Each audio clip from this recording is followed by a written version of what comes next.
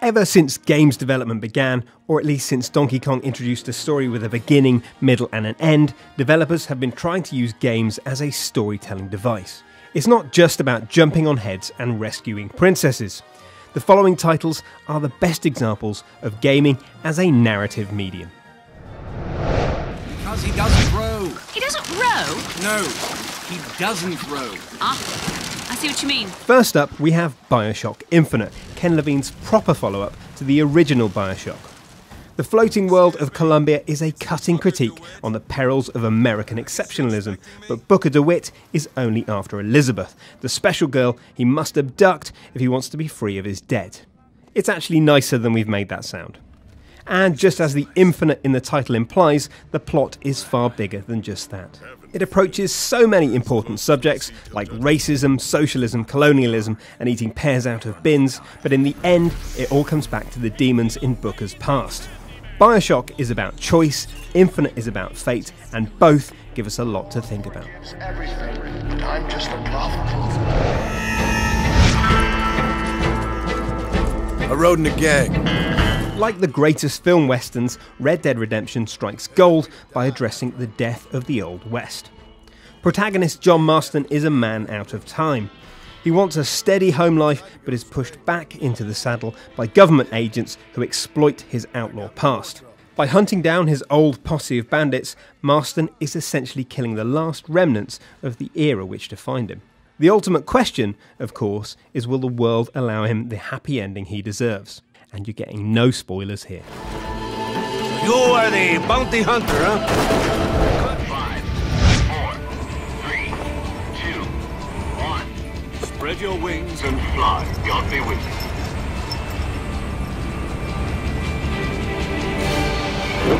The Metal Gear games are trailblazers when it comes to writing, but many of the franchise's best scripts are complicated by copious twists and conspiracies.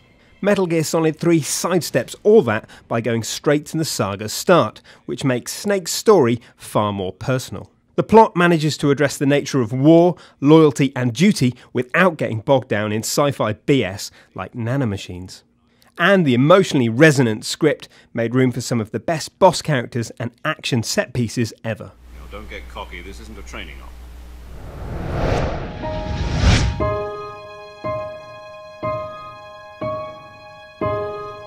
To the Moon proves that games don't need convincing voice acting, fancy polygons or orchestral scores to make grown men weep. Although the score did help. The story follows two doctors who are trying to fulfill this wish using technology which creates artificial permanent memories. Along the way we learn about River, his now deceased wife, and it's hard not to get teary-eyed when the doctors go through their happy memories together. It's crushingly sad, but well worth the emotional turmoil.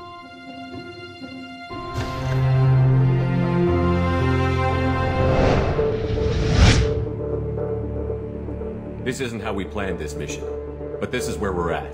Assemble a ragtag crew, achieve the impossible, save the galaxy. It's hardly original sci-fi and superficially it isn't that smart, but Mass Effect 2 taps into one of the all-time classic adventure stories. Uneasy allies versus overwhelming odds. Few other games make you feel so close to the supporting cast. Each crew member has a deep backstory, and most ask you to make complex decisions to help them out, potentially souring your friendship with other characters. If, or perhaps that should be when, you lose them during the suicide mission, you feel genuine remorse, a great indicator of the lasting impression left by Mass Effect 2's story. See these doors? The only way past is to get someone to open them from the other side. How much farther to the riverfront? There should be just a few more blocks up ahead. And there'll be boats there? Sure as hell better be. The Walking Dead is an intense, emotional ride until the very end. Lee Everett, a man on his way to prison, plays the unlikely hero who stumbles upon Clementine, a young girl whose parents were on holiday in another city when the zombie apocalypse happened.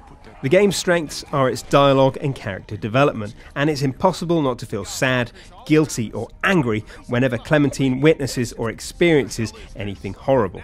It's a given that when the dead start walking there will be gruesome scenes, but the pacing and execution of each scenario is what makes The Walking Dead stand out. Worst kind.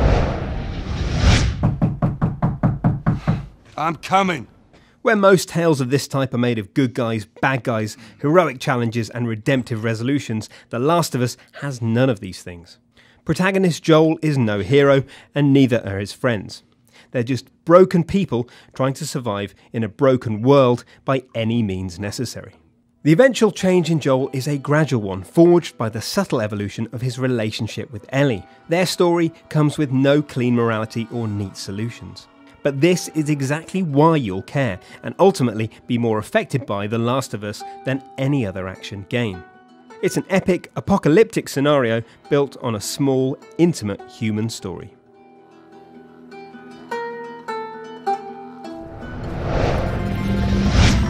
Good morning. You have been in suspension for 50 days. In compliance with state and federal regulations, all testing candidates in the Aperture Science Extended Relaxation Center must be revived periodically for a mandatory physical and mental wellness exercise. After Portal's brilliant minimalist narrative introduced gamers to the silent Shell and the decidedly less silent GLaDOS, Valve had its work cut out. Thankfully, all of the new characters added something to the world, from the curious Wheatley to the amazingly charismatic Cave Johnson. Exploring the depths of the Aperture facility introduced us to new bits of lore, fleshing out the most important character in the series, the facility itself. Learning Aperture's backstory and finding out about GLaDOS' history was surprisingly touching, and even Shell's story ended up turning the relatively quaint narrative of the original into an epic. Why should I be kept informed? You know, about the life functions of the 10,000 bloody test subjects I'm supposed to be in charge of. Tonight, Princess Yukiko has a big surprise. The scandal involves the Enkastar Misuzu Hira. Persona 4's greatest strength comes from pacing. The life of the protagonist plays out one day at a time for an entire year in the quiet town of Inaba. Persona 4's tale takes more than 80 hours to experience, but it never feels drawn out, as every day is a new chance to get closer to your friends. Characters like Teddy, Kanji and Chi are well defined by scenes which shift fluidly between comedy and drama. And when the story reaches its satisfying climax, you feel like you've gone through a life-changing ordeal with your best friends.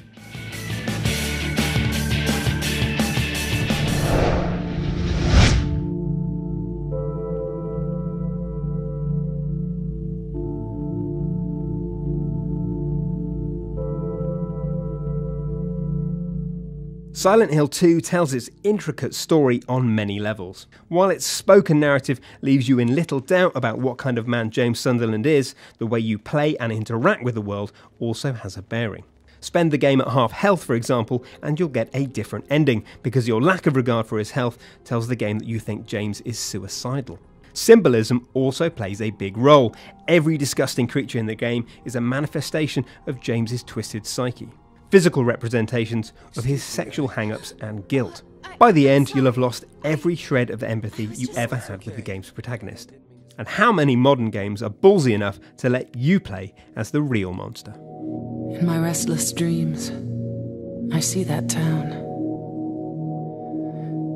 Silent Hill.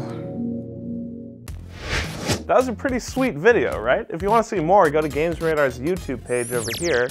Or if you want to read, maybe up your game a little bit, go to GamesRadar.com.